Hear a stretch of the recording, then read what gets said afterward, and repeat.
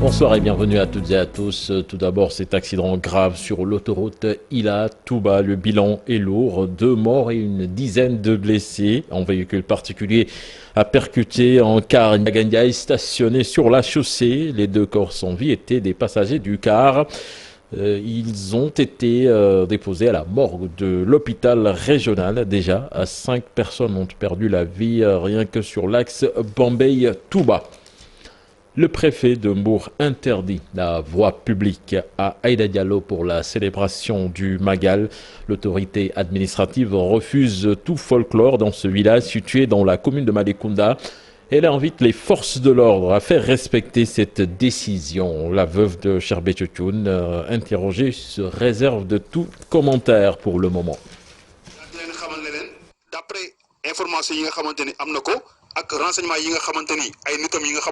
Errante rencontré en impacté sur les lieux. Il s'appelle Mbengaï.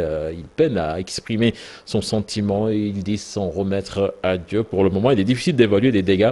Un incendie donc qui s'est déclaré depuis hier 21h et jusqu'au petit matin. Les sapeurs-pompiers étaient en action pour essayer de maîtriser les flammes. Reportage signé sur place Alassane Ba et Diafaraba. Ce qui reste de l'incendie, tout est presque parti en fumée. Un incendie qui s'est déclaré depuis hier 21h. Mbaye fait partie des impactés. C'est vers 21h qu'on m'a signalé l'incendie. En ce moment, je retournais chez moi et j'étais obligé de faire demi-tour. C'est par la suite que les sapeurs-pompiers sont venus. Il faisait presque 23h. J'avais une boutique et je vendais aussi à côté des divers. Il s'apprêtait à aller à Touba et malheureusement, Dieu en a décidé ainsi. C'est un soutien de famille. Ma maman était tout de suite là, en train de pleurer. Depuis qu'il a quitté l'école, il est venu s'installer ici. Il ne connaît que cet endroit. Nous sommes vraiment peinés pour lui et ses camarades. Si j'ai bonne mémoire, je pense que c'est la 4e fois qu'un feu se déclare ici. Celui-là est plus violent. Toute sa boutique est réduite en cendres. Difficile d'estimer les dégâts. C'est beaucoup de millions qui sont perdus. Tous les impactés pourront estimer les dégâts à tête reposée.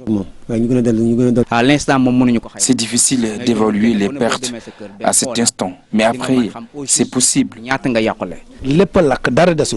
Tout est parti en fumée. Rien n'est sorti de la boutique, que ce soit l'huile, le sucre, le savon, etc. Baïdi s'en remettre à Dieu. Il interpelle toutefois le chef de l'État. Nous rendons grâce à Dieu. Il n'y a pas eu de perte en vies humaines. Nous interpellons le chef de l'État. Nous avons besoin de son aide. Depuis hier nuit, il est là, assisté par les membres de sa famille, impuissant devant l'ampleur de la catastrophe.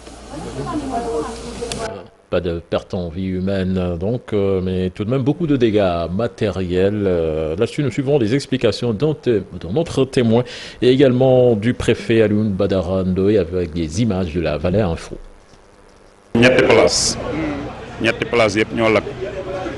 Moi, par exemple, je gérais 3 places, dont ce site de Pakoulambay.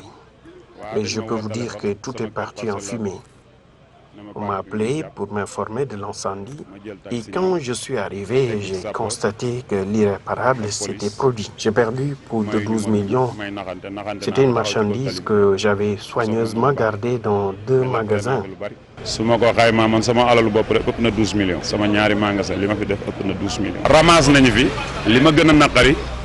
Mais également, il faut signaler qu'avant-hier, les forces de l'ordre étaient venues confisquer nos marchandises. On s'attendait peut-être que cela puisse être mis en fourrière pour pouvoir suivre après la procédure normale. Mais jusque-là, on n'a pas eu d'informations par rapport à notre marchandise.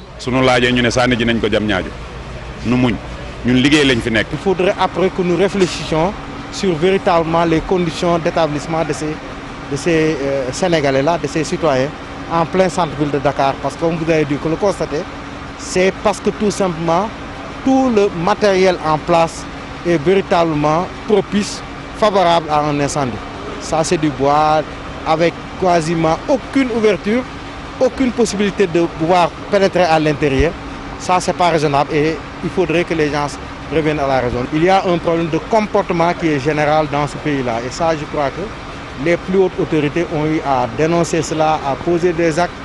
Pas plus tard qu'il y a de cela moins de 2 ans, une commission interministérielle de protection civile était là, des prescriptions édictées, mais malheureusement, c'est les Sénégalais, les citoyens sénégalais qui ne respectent pas toujours les normes qui sont édictées.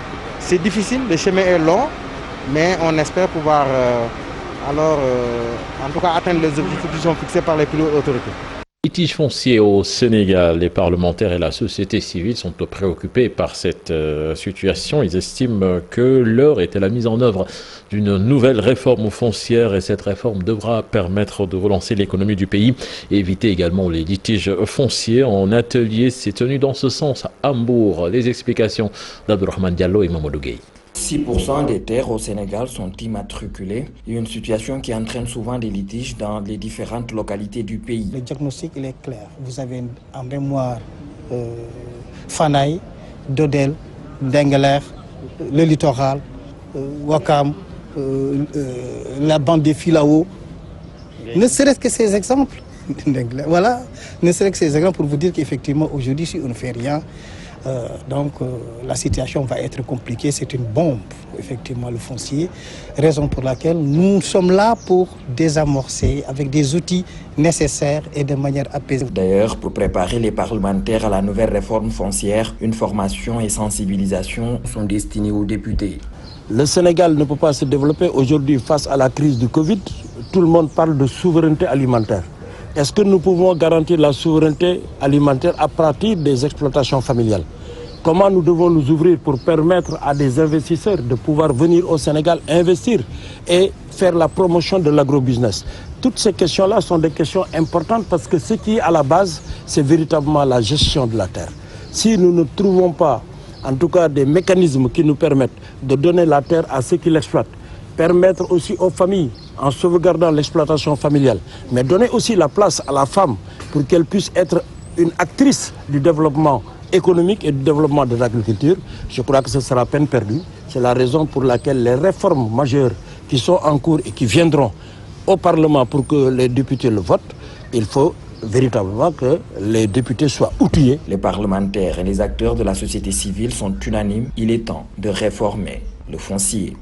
Cette commune du Pakao dans le département de Sédhiou unissent leurs forces en signant une convention d'entente d'intercommunalité. Ce partenariat vise à mettre en place de grands projets pour booster le développement du Pakao. L'agence régionale de développement encadre ce projet et décide de faciliter la recherche de partenaires et de financement aux communes concernées. On voit cela dans cet élément signé Bakary Conté et Khalid Yamé.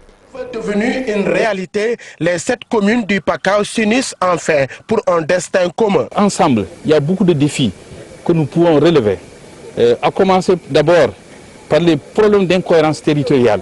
Aujourd'hui, nous notons beaucoup d'incohérences dans nos territoires, mais en mettant en place cette entente, ça nous permet de régler les problèmes que individuellement les communes ne peuvent pas régler. Aujourd'hui, si le Pakao a besoin d'un centre de santé, on ne peut pas le mettre partout. Mais on regarde là où vraiment le lieu idéal pour implanter un centre de santé. Donc ainsi, chaque infrastructure souveraine qui va être implantée dans une communauté, dans une commune, va être l'infrastructure de toute la communauté, vraiment toute l'entente. Le conseil départemental de Sédhiou et l'ARD comptent encadrer ce projet d'entente intercommunale pour le développement de la zone. Le président va bientôt approuver le projet de plus de 300 milliards de francs CFA qu'on appelle le PACASEN rural, où les départements et les collectivités territoriales, qui étaient des communautés rurales à l'époque, vont être financés. Et il y a un guichet qui s'appelle guichet entente. Et d'ailleurs, une lettre est arrivée dans la région pour demander aux ARD de réfléchir sur des projets structurants, donc porteront et les ententes et les départements. Ibrahima Fall, le préfet du département de Sédhiou, a présidé la cérémonie de signature de cette convention. Ainsi, des dispositions du Code général des collectivités territoriales qui leur permettent d'aller ensemble afin de prendre en charge des questions beaucoup plus préoccupantes et de grande envergure que les communes seules ne pourront pas gérer individuellement. Aujourd'hui, il est heureux vraiment de constater que dans le Pakao, les communes ont l'engagement ferme d'aller ensemble dans cette intercommunalité qui ne peut que leur être bénéfique dans la prise en charge des préoccupations des populations. Les populations qui ont salué ce projet d'entente intercommunalité attendent avec impatience la prise en charge des préoccupations de la localité pour le développement rapide du Pakao. Et puis l'association Sopey Al-Amin de Tivaouane accompagne les talibés en partance pour Touba. Pour cette année, 5000 masques sont distribués aux disciples mourides vivant à Tivaouane, un geste salué par le représentant du Khalif général des Mourides. On voit cela dans cet élément signé chez Anta Diop et Seylatir. Touba est une préoccupation mondiale face à laquelle aucun Sénégalais ne doit rester indifférent. Le mouvement Sopey Al-Amin de Tivaouane a toujours été au devant pour accompagner les nombreux talibés mourides en partance pour Touba. Cette année, le contexte de la crise sanitaire a tout changé. Pas de distribution de nourriture et de boissons. À la place, des masques sont distribués aux pèlerins. Comme vous venez de le constater, nous sommes là aujourd'hui dans le cadre de notre activité annuelle intitulé Yobolu Magal, que nous organisons chaque année. Nous avons confectionné plus de 3000 masques. Mais aussi, il y a de bonnes volontés, des personnes aussi autoritaires, qui ont aussi amené des aides. C'est ainsi que la communauté Tidiane a répondu à l'appel de feu Serigne Abdou Aziz Sy Al Amine, qui a abouti à la mise en place de cette structure de bienfaisance. L'association Sopey Al-Amin, pour rappeler, a été créée en 2016 sous le ndigal de Serigne Abdou Aziz Al Amine. Avec l'onction et la bénédiction de ce dernier, après avoir reconnu cette association, avait aussi donné des recommandations à ce que nous veillions à ce qu'on appelle l'entente et la cohésion entre les différentes confréries du Sénégal, plus précisément entre Touba et Tivaouane. Donc tout en cherchant aussi le lien, ce lien séculaire entre Mam Cheikh Ahmadou Bamba et Mam Seydi Hadji Malick Sy. Il s'agit là d'un exemple de cohésion et de solidarité exprimant les relations séculaires qui ont toujours existé entre Mouride et Tidiane. Le point coronavirus du jour, sur 1131 tests effectués, 26 nouveaux cas ont été notés, dont 8 cas contacts, 1 cas importé et 17 issus de la transmission communautaire. 54 patients sont déclarés guéris. Impactés par le coronavirus, le FONGIP et l'IMCC donnent 100 millions de francs CFA aux femmes et artisans de la commune de Sandiara. Le ministre des Mines et de la Géologie, Sophie Gladima, aussi a remis 26 millions de francs CFA pour secourir 26 groupements de femmes de Joal. Les détails dans cet élément signé Abdourahmane Diallo et Mamadou Gueye.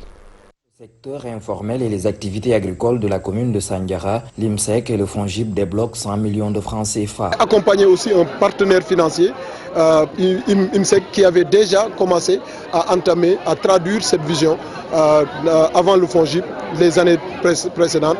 Nous, on vient pour accompagner cette vision et cette ambition d'aller plus loin. Et comme l'a dit monsieur le maire, je pense que l'année prochaine, Inch'Allah, on reviendra ici pour un financement beaucoup plus important, de l'ordre de 500 millions, pour accompagner toute cette émergence de cette économie locale. À Joal, c'est le ministre des Mines et de la Géologie qui a prêté de l'argent à 26 groupements féminins. Aïssatou Sophie Gladima compte participer à la relance des activités de ces femmes. On se forme, après on finance. Et le financement ne s'arrête pas là. Pourquoi? Parce que nous allons aider les femmes à faire le marketing, à faire identifier le problème du marché et même à écouler. Déjà, nous avons, on espère, en matière de crédit avec nous, qui va nous accompagner dans cette dynamique pour permettre aux femmes vraiment de réussir l'opération. Ces femmes et artisans se réjouissent de ces financements. Ils promettent de faire bon usage de cet argent afin de pouvoir rembourser dans les meilleurs délais.